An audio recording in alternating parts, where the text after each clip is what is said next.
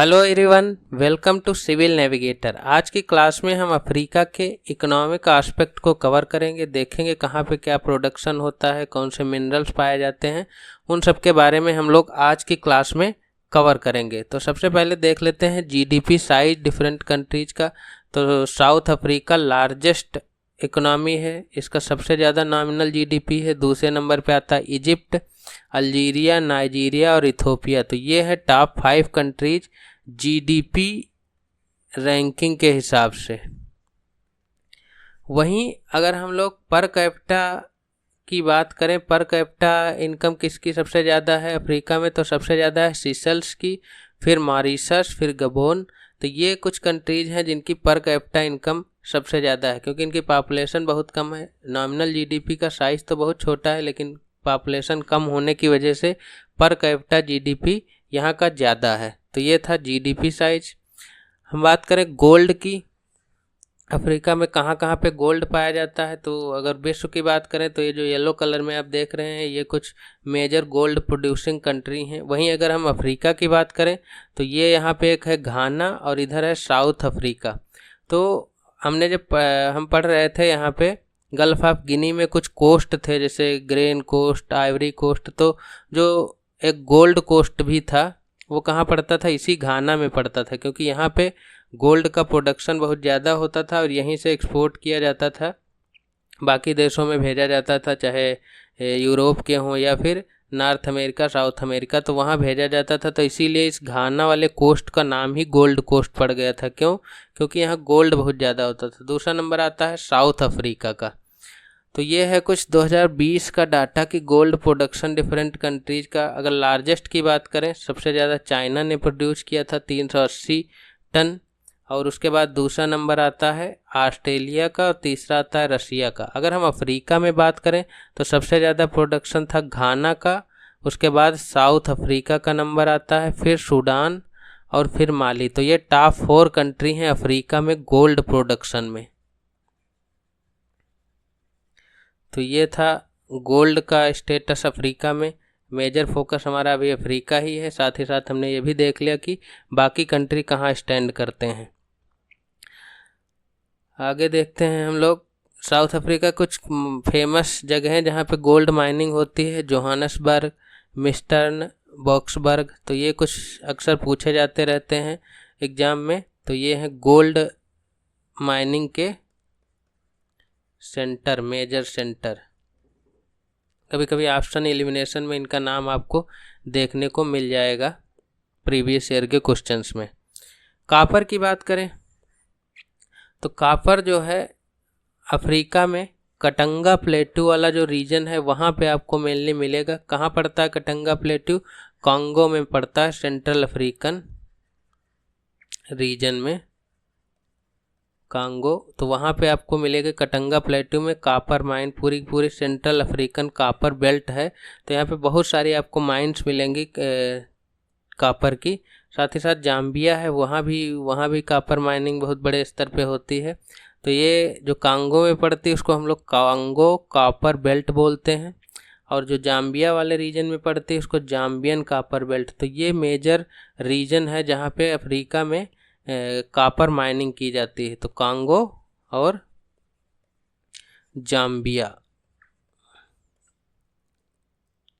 अगर हम बात करें कॉपर प्रोडक्शन की कंट्री वाइज रैंकिंग, तो हम जब साउथ अमेरिका का इकोनॉमी वाला पोर्शन देख रहे थे तो वहाँ बात भी की थी। सबसे ज़्यादा प्रोडक्शन जो है विश्व में इसी का है, चिली का।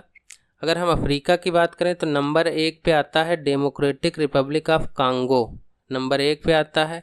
दूसरे नंबर पे अफ्रीका में बात करें तो जाम्बिया का ही नंबर आता है। तो ये टॉप 2 कंट्रीज हैं जिनको आपको याद रखना है, कांगो और जाम्बिया। कुछ फेमस माइंस हैं कॉपर से रिलेटेड, कुछ कटंगा रीजन की, कुछ जाम्बिया रीजन की, कभी पूछी नहीं गई हैं तो बहुत ज़्यादा इम्पॉर्टेंट नहीं है। हालांकि आप एक नज़र डाल सकते हैं इन पे, क्योंकि कभी पूछी नहीं गई इसलिए ज़्यादा इम्पॉर्टेंट है नहीं।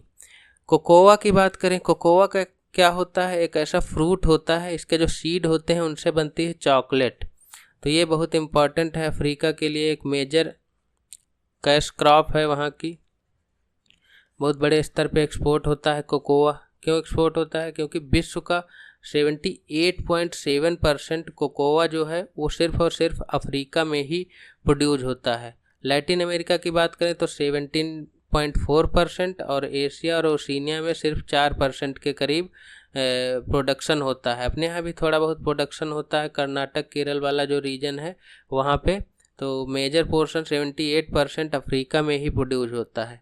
अगर कंट्री वाइज प्रोडक्शन की बात करें तो अफ्रीका में ये वाला जो रीजन देख रहे हैं कि यहाँ पे बहुत ज़्यादा प्रोडक्शन होता है कोकोआ का। सबसे ज़्यादा आइवरी कोस्ट और दूसरा घाना। यहाँ पे क्लियर नहीं है मैप, अगले मैप में हम लोग देखेंगे कि सबसे ज़्यादा प्रोडक्शन होता है कोट डे आइवरी या आइवरी कोस्ट, और दूसरे नंबर में घाना में प्रोडक्शन होता है, तीसरा इंडोनेशिया का नंबर आ जाता है। तो अफ्रीका के मेजर प्रोडक्शन जो कोकोआ का होता है वो इन्हीं दो कंट्रीज में होता है, कोट डे आइवरी और घाना। साथ ही साथ नाइजीरिया, नाइजर वाला रीजन है वहाँ भी प्रोडक्शन होता है, क्योंकि ये आपस में सब एक ही पास पड़ते हैं।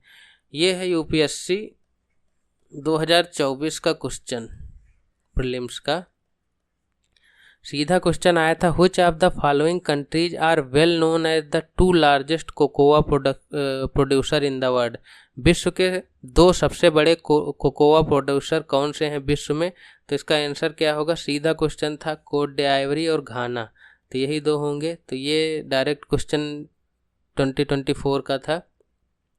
कोकोआ ट्रायंगल की बात करें हम लोग तो ये देख रहे हैं, ये घाना का एक रीजन है। इधर पड़ता है शहर एक कुमासी, इधर पड़ता है ताकोराडी और इधर घाना की कैपिटल है अकरा। तो एक पूरा एक ट्रायंगल बनता है।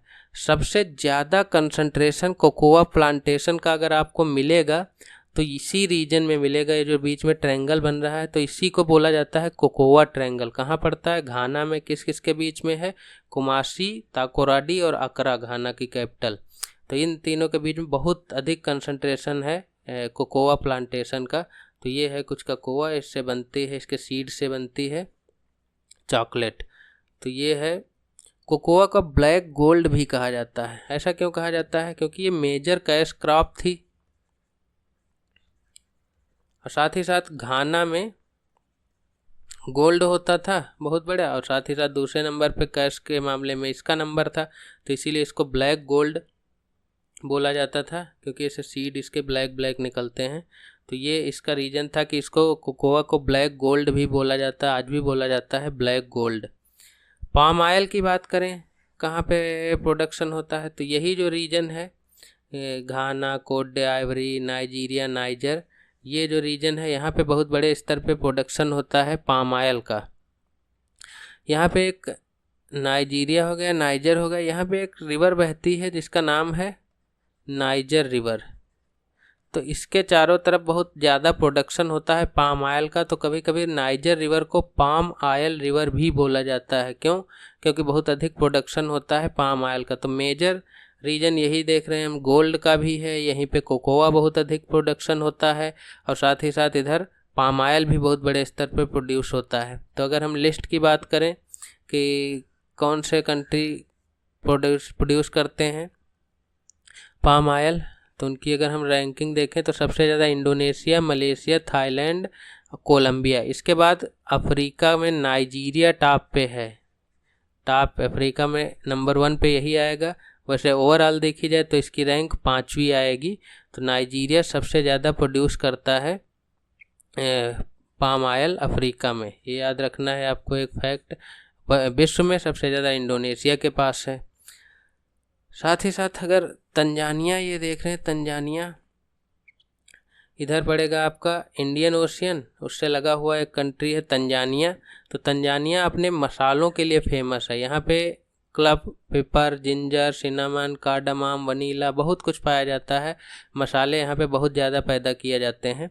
तो यहाँ पे देख रहे हैं छोटे छोटे आइलैंड, एक है पेम्बा आइलैंड और एक है जांजिबार आइलैंड, नीचे है एक माफिया आइलैंड। ये तीनों के तीनों आइलैंड हैं तंजानिया के ही। तो जो पेम्बा आइलैंड है इसको बोला जाता है क्लब आइलैंड, क्योंकि यहाँ पे बहुत अधिक मसालों का प्रोडक्शन होता है। सबसे ज़्यादा क्लब का प्रोडक्शन होता है, लौंग का, तो इसीलिए इसका नाम ही पड़ गया क्लब आइलैंड। तो इधर बहुत ज़्यादा प्रोडक्शन मिलेगा आपको मसालों का। एक फैक्ट और देख लेते हैं अफ्रीका के बारे में। ट्रीटी ऑफ पेलिंडाबा, ट्रीटी ऑफ पेलिंडावा क्या है? इस ट्रीटी के तहत सारे अफ्रीकन कंट्रीज ने मिल करके ये डिसाइड किया है कि अफ्रीका में कोई भी कंट्री न्यूक्लियर वेपन नहीं प्रोड्यूस करेगा, मतलब न्यूक्लियर वेपन फ्री जोन रहेगा अफ्रीका हमेशा। तो इसी का नाम है ट्रीटी ऑफ पेलिंडावा, जिसमें सारे अफ्रीकन कंट्री मिल करके डिसाइड किए हैं कि वो उनमें से कोई भी न्यूक्लियर वेपन डेवलप नहीं करेगा।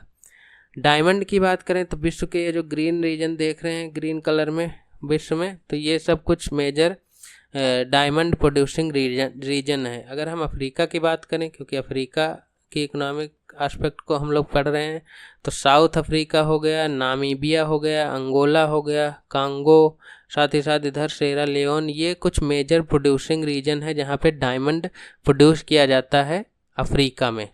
ये एक फेमस माइन है अफ्रीका की, किम्बरले डायमंड माइन, जो साउथ अफ्रीका में पड़ती है। देख रहे हैं ये बहुत गहरी माइन है। इसको ये भी क्लेम किया, इसको बिग होल के नाम से भी जाना जाता है। इसको ये भी क्लेम किया जाता है कि ये विश्व का सबसे गहरा हाथों द्वारा खोदा हुआ माइन भी है। तो ये इसके बारे में क्लेम किया जाता है। पहले डायमंड माइन हुआ करती थी, अब क्लोज हो गई, तो इसमें पानी भरने की वजह से एक लेक टाइप का फॉर्मेशन हो गया है। तो ये है किम्बरले की डायमंड माइन। ब्लड डायमंड क्या होता है?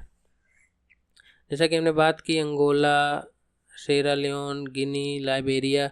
ब्लड डायमंड क्या होता है? यहाँ पे प्रोड्यूस किया जाता है। ब्लड डायमंड होता है, अगर डायमंड की माइनिंग की गई तो उससे जो मनी आएगी उसका इस्तेमाल अगर कॉन्फ्लिक्ट के लिए या फिर इंसर्जेंसी के लिए, आर्मी को इन्वेड करने के लिए, टेररिज्म के लिए इस्तेमाल किया जाता है उस डायमंड से आया हुआ पैसा, तो ऐसे डायमंड को हम लोग ब्लड डायमंड कहते हैं। या फिर जो माइनिंग की जाती है जो वार इफेक्टेड रीजन है, सिविल वार इफेक्टेड रीजन, तो वहाँ से जितना भी डायमंड निकलता है उसको हम लोग बोलते हैं ब्लड डायमंड।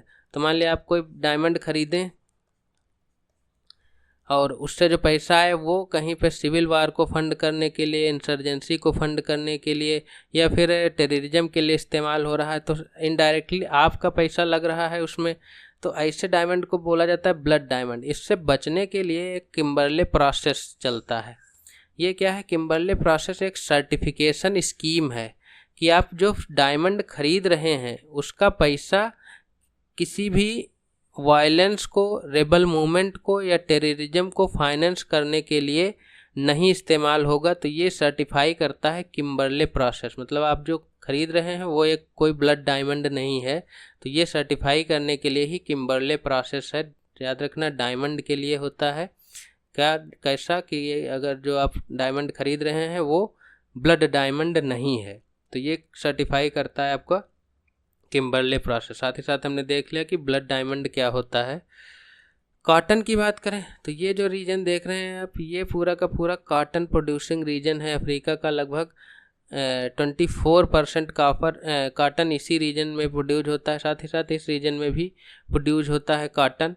इंडिया जो है वो कॉटन इंपोर्ट करती है कहाँ से? इजिप्ट से। अफ्रीका की अगर हम बात करें, साथ ही साथ यूएसए से सबसे ज़्यादा आता है, दूसरा नंबर आता है इजिप्ट से। इजिप्ट से क्यों मंगाया जाता है कॉपर? इंडिया में भी तो कॉटन होता है। तो इंडिया का जो कॉटन होता है उसके जो धागा होता है, थ्रेड होता है, उसकी लंबाई कम होती है। वहीं जो इजिप्ट में होता है उसकी लंबाई ज़्यादा होती है थ्रेड की। तो इसीलिए जो है हम लोग इंपोर्ट करते हैं इजिप्ट से कॉटन। तो ये भी एक मेजर कॉटन प्रोड्यूसिंग कंट्री है। ऑयल एंड गैस की बात करें हम लोग तो ये देख रहे हैं सहारा के कुछ कंट्री जैसे अल्जीरिया हो गया, लीबिया हो गया, इजिप्ट हो गया, साथ ही साथ ये रीजन हो गया नाइजीरिया, कांगो, गैबन, साथ ही साथ इधर अंगोला। तो ये सब हैं कुछ major oil and gas producing region. वैसे ये मैप 1980 का है, साथ ही साथ ये है 2005 का। तो ये देख रहे हैं आजकल इनका जो है शेयर बढ़ गया है, वहीं इनका लगभग कांस्टेंट है बना हुआ 1980 से। तो अगर हम देखें 2022 की रैंकिंग में कौन से कंट्री अफ्रीका कंट्री की रैंकिंग है, तो सबसे ज़्यादा प्रोड्यूस किया नाइजीरिया ने, दूसरे नंबर पे अल्जीरिया, तीसरे नंबर पे अंगोला और चौथे नंबर पे लीबिया और पांचवें नंबर पे इजिप्ट। तो ये हैं अफ्रीका के कुछ टॉप 5 कंट्री ऑयल और गैस प्रोडक्शन में। तो ये थे अफ्रीका के मेजर रीजन। आयरन ओर की बात करें तो अफ्रीका में आयरन ओर बहुत कम पाया जाता है, पूरे अफ्रीका में आपको नहीं मिलेगा। सिर्फ इधर एक कंट्री है लाइबेरिया, और कुछ हद तक आपको मिलेगा ये मार्टेनिया। तो दो ही कंट्री मिलेंगे जहाँ बहुत माइनर क्वांटिटी में पाया जाता है, बहुत ज़्यादा आयरन ओर आपको अफ्रीका में नहीं मिलेगा। तो ये मार्टेनिया और लाइबेरिया में ही आपको आयरन ओर मिलेगा। तो ये था अफ्रीका के कुछ इकोनॉमिक एस्पेक्ट। अब अफ्रीका कंटिनेंट कंप्लीट हो चुका, हमने पॉलिटिकल कवर कर लिया है। फिजिकल की कई सारी क्लासेज हुई जिसमें हमने कंप्लीट कवर कर दिया है, और ये थी लास्ट क्लास अफ्रीकन कंटिनेंट से रिलेटेड इकोनॉमी की। अगले कंटिनेंट हम लोग शुरू करेंगे यूरोप। तो अगली क्लास होगी यूरोप के पॉलिटिकल एस्पेक्ट पे। Thank you very much.